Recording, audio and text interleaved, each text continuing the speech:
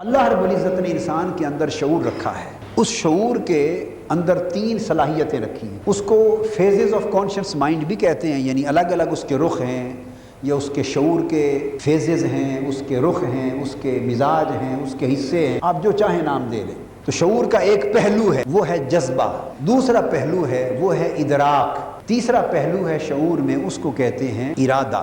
جذبہ شعور کا جو پہلو ہے ایموشن کہتے ہیں اس کو انگلش میں، وہ شعور کا کانشیس مائنڈ کا ایموشنل اور سینٹیمنٹل ایسپیکٹ ہوتا ہے. دوسرا ادراک ہے، یہ پرسیپشنل ایسپیکٹ ہے، پرسیپشن سے. تیسرا ارادہ ہے، یہ انٹینشنل ایسپیکٹ، انٹینشن سے. تو 3 گوشے ہیں شعور کے. ہر ایک میں اللہ پاک نے شعور کے اندر کسی میں جذبے کے پہلو کو غالب کر دیا ہے، یہ اس کا فطری جو تشکیل ہوتی ہے شخصیت کی اور شعور کی، اس کا حصہ ہے. کسی میں ادراک کے پہلو کو غالب فرما دیا ہے اور کسی میں ارادے کے پہلو کو غالب کر لیا ہے. اور کچھ کوشش سے، مشقوں سے ڈیولپ بھی ہوتی، ریاستوں سے ڈیولپ بھی ہوتے ہیں طریقے. تو شعور میں جو جذبے کا پہلو ہے، جذبے کا اگر یہ ڈیولپ ہو جائے تو اس کی شخصیت میں ذوق کا جو ملکہ ہے یہ جلدی وجود میں آتا ہے اور ترقی پا جاتا ہے. ذوق کا، وجدان کا، محبت کا، عشق کا، شوق، رغبت، محبت، عشق، جنون، یہ راستہ جذبے سے ترقی پاتا ہے، نشو و نما پاتا ہے. اللہ نے ودیت کیا ہے. اگر دوسرا پہلو شعور میں جو ادراک کا ہے، پرسیپشن کا، یہ ڈیولپ ہو جائے، ترقی پانے لگے تو اس سے علم وجود میں آتا ہے.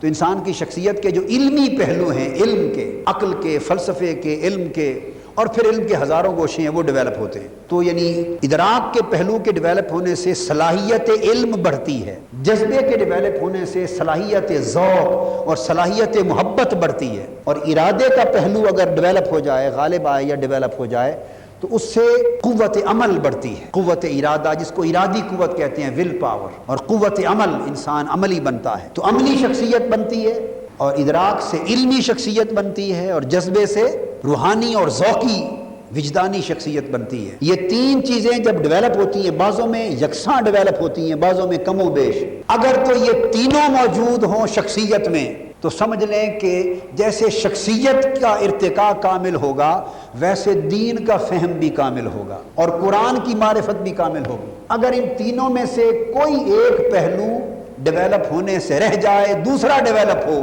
تو جو رہ گیا وہی معرفت کم ہو گئی. اس وجہ سے دین کا فہم اور معرفت کسی میں کم، کسی میں زیادہ، ایمان و اسلام کی معرفت کسی میں کم، کسی میں زیادہ، کسی کا یہ گوشہ معلوم ہے، کسی کا اوجھل ہے. تو وہ کمزوریاں شخصیت کی ہیں، کچھ کمالات شخصیت کے ہیں. تو شعور سے ساری شخصیت ڈیولپ ہوتی، اس سے دین، قرآن اور اسلام و ایمان کی معرفت پیدا ہوتی.